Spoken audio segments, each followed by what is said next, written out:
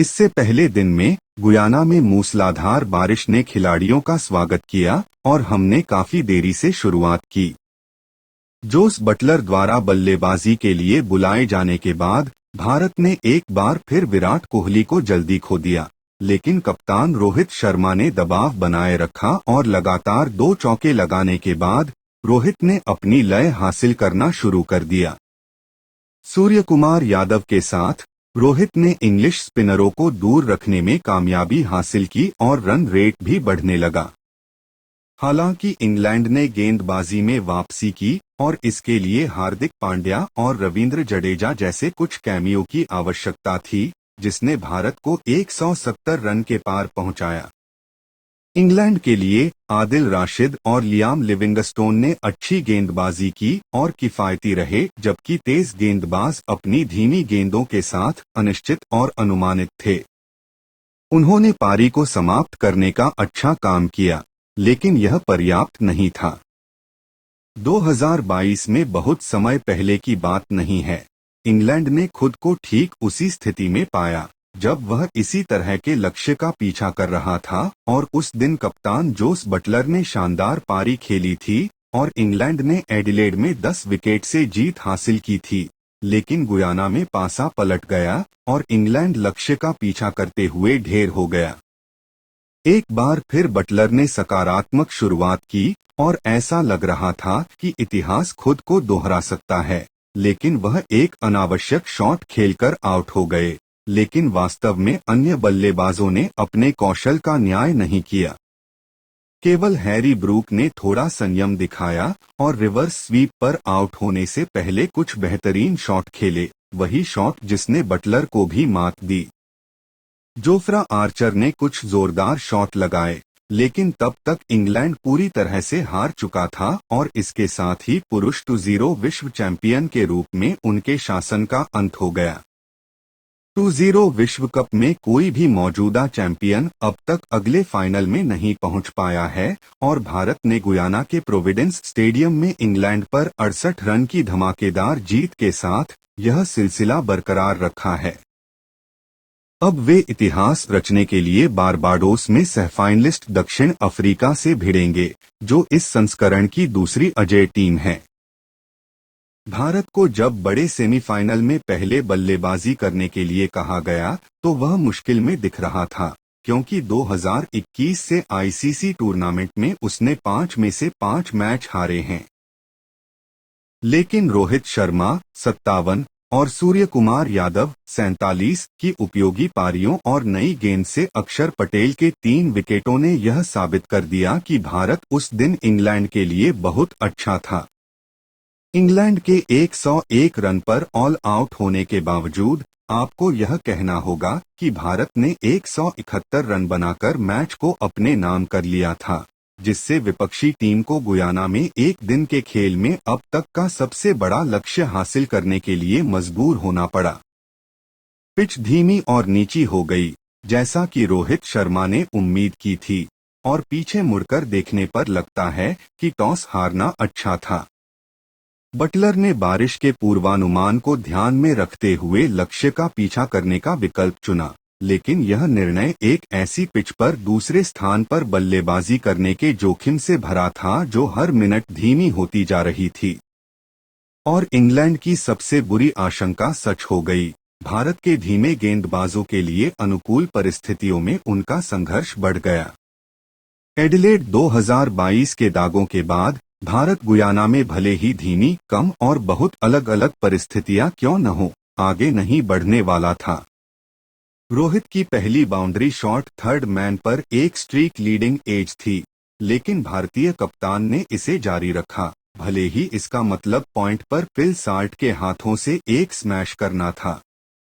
दूसरी तरफ विराट कोहली शुरुआत में पावर गेम खेलने की कोशिश करते हुए बहुत कम भरोसेमंद दिखे और 9 रन प्रति गेंद बनाने के बाद आउट हो गए, जिससे इस संस्करण में उनका औसत 10.71 पर आ गया, जो आईपीएल में उनके फॉर्म से बहुत दूर है। ऋषभ पंत भी उस दिन जवाब नहीं थे।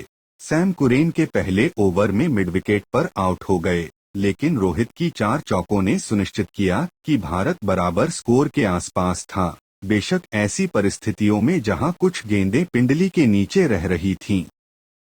भारत इस संस्करण में मध्य ओवरों में सबसे तेज रन बनाने वाली टीम रही है और एक बार फिर इस चरण में 8 रन प्रति ओवर की दर से रन बनाते हुए यह भूमिका निभा रही है।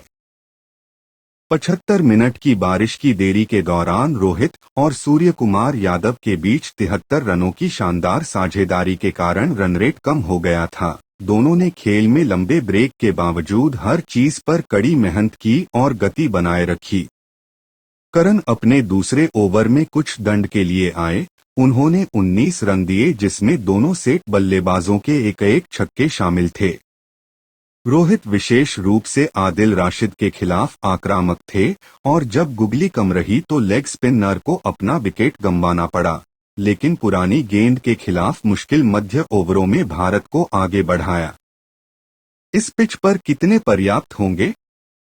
भारत इस सवाल को ध्यान में रखते हुए इस अंतिम बल्लेबाजी लैप में गया, लेकिन जवाब आना मुश्किल साबित हुआ।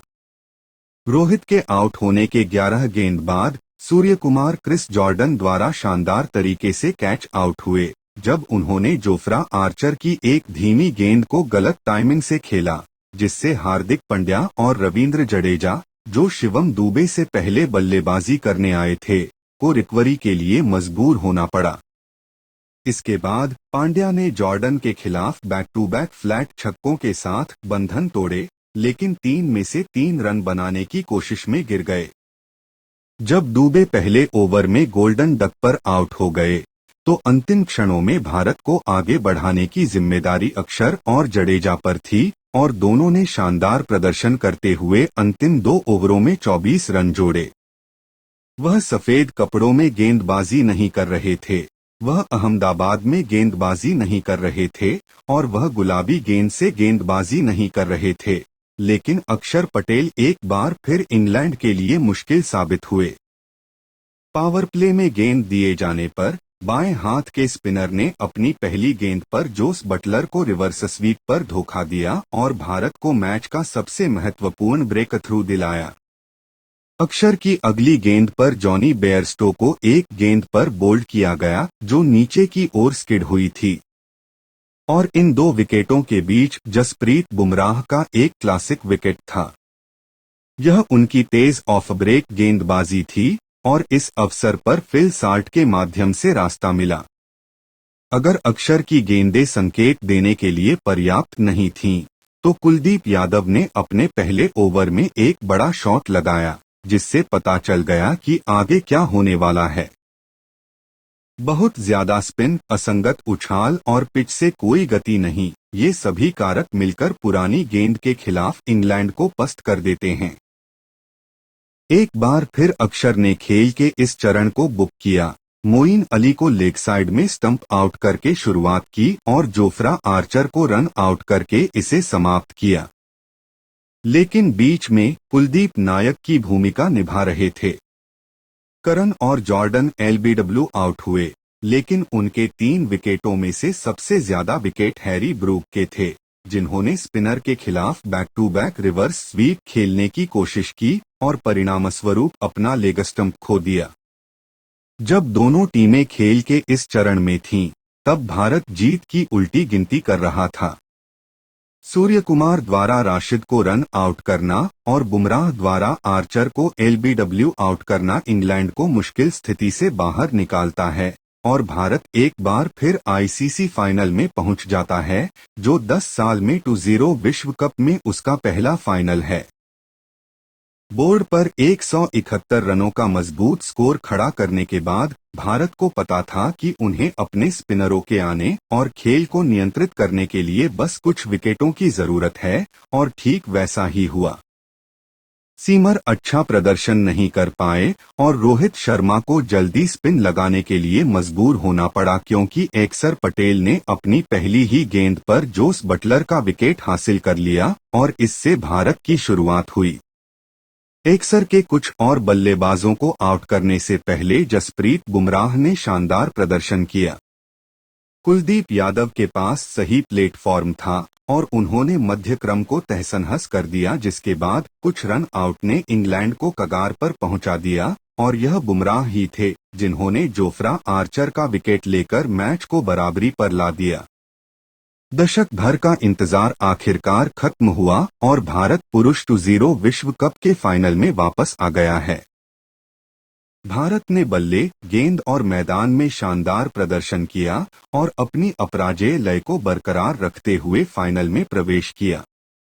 इंग्लैंड को ठीक उसी तरह से बुरी तरह से परास्त किया गया है जैसा कि 2 साल पहले इसी स्तर पर इसी प्रतिद्वंद्वी को किया गया था, और यह जीत भारत के लिए काफी सुखद होगी क्योंकि उसने मौजूदा चैंपियन को आसानी से परास्त कर दिया है।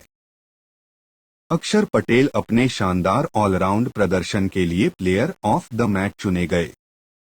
उनका कहना है कि उन्हें पावर प्ले में गेंदबाजी करना पसंद है और गेंद सतह पर रुकती है, इसलिए उन्हें बस अच्छे क्षेत्रों में गेंदबाजी करनी थी और बहुत अधिक प्रयास नहीं करना था। उनका कहना है कि चूंकि विकेट धीमा था, इसलिए उनके लिए इसे धीमा रखना महत्वपूर्ण था क्योंकि तेज गेंदों को हिट करना आसान था। उन्होंने बताया कि बल्लेबाजों से फीडबैक मिला कि सतह पर बड़े शॉट लगाना आसान नहीं था।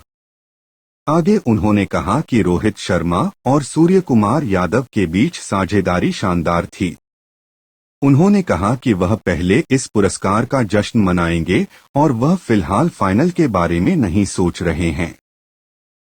इंग्लैंड के कप्तान जोस बटलर का कहना है कि भारत ने निश्चित रूप से उन्हें कमजोर खेल दिखाया और उन्हें लगता है कि उन्होंने भारत को 20 रन या उससे अधिक रन बनाने दिए, लेकिन ईमानदारी से कहें तो वे मात खा गए।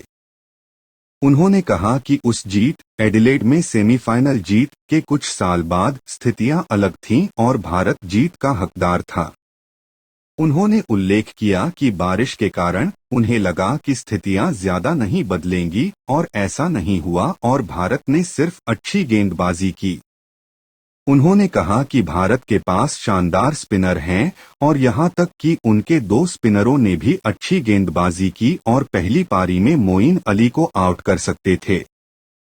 उन्होंने कहा कि टूर्नामेंट जिस तरह से आगे बढ़ा है, उसे देखते हुए आप केवल उन्हीं को खिला सकते हैं जो आपके सामने हैं और जिन्होंने टुकड़ों में अच्छा क्रिकेट खेला है। भारत के कप्तान रोहित शर्मा ने कहा कि यह बहुत संतोषजनक जीत है। उन्होंने कहा कि सभी ने वास्तव में कड़ी मेहनत की और यह एक शानदार प्रयास था। उन्हें लगता है कि टीम ने परिस्थितियों के साथ बहुत अच्छे से तालमेल बिठाया और यह उनकी सफलता की कहानी है। उन्होंने कहा कि अगर आप परिस्थितियों के हिसाब से खेलते हैं तो चीजें आपके हिसाब से हो जाती हैं।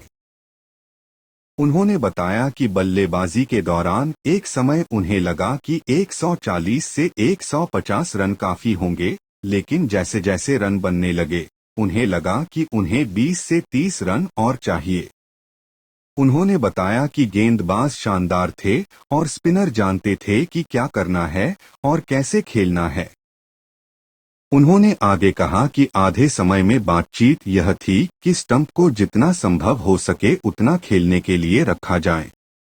विराट कोहली के फॉर्म के बारे में उन्होंने कहा कि कोहली का फॉर्म कभी कोई समस्या नहीं है और मजाक में उन्होंने कहा कि वह इसे फाइनल के लिए बचाकर रख सकते हैं। उन्होंने यह कहकर समाप्त किया कि शांत रहने से आपको बड़े निर्णय लेने में मदद मिलती है और यह फाइनल में उनके लिए महत्वपूर्ण होगा। ठीक इसी समय 2 अपराजित टीमें ग्रैंड फिनाले में आमने सामने होंगी। संयोग से यह पहली बार है जब दक्षिण अफ्रीका फाइनल में खेलेगा और उनका सर्वश्रेष्ठ प्रदर्शन 2014 में आया था जब वे सेमीफाइनल में भारत से हार गए थे। दूसरी ओर भारत भी 2014 के बाद पहली बार फाइनल में वापस आया है और यह एक और भी रोमांचक मुकाबला है।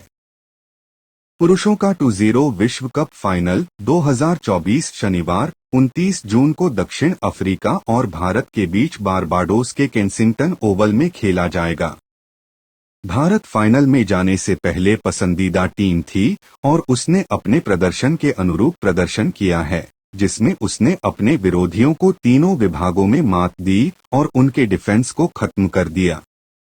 साथ ही उसने दक्षिण अफ्रीका को कड़ी चेतावनी दी है, जिसका सामना उसे शनिवार को बारबाडोस में फाइनल में करना है। प्रोटियाज भी टूर्नामेंट में अपराजित है और उसने त्रिनिदाद में पहले सेमीफाइनल में अफगानिस्तान को बुरी तरह से रौंद दिया था, लेकिन अब से 48 घंटे से भी कम समय बाद खिताबी मुकाबले में उसका सामना भारतीयों से होगा, तो उसे कड़ी चुनौती का सामना करना पड़ेगा। Bharat 171/7 20.0 over. Rohit Sharma 57-39। Chris Jordan 3/37 3। Surya Kumar Yadav 47-36। Adil Rashid 1/25 4। England 103/10 16.4 over. Harry Brook 25-19। Kuldeep Yadav 3/19 4। Jos Buttler 23-15। Akshar Patel 3/23 4।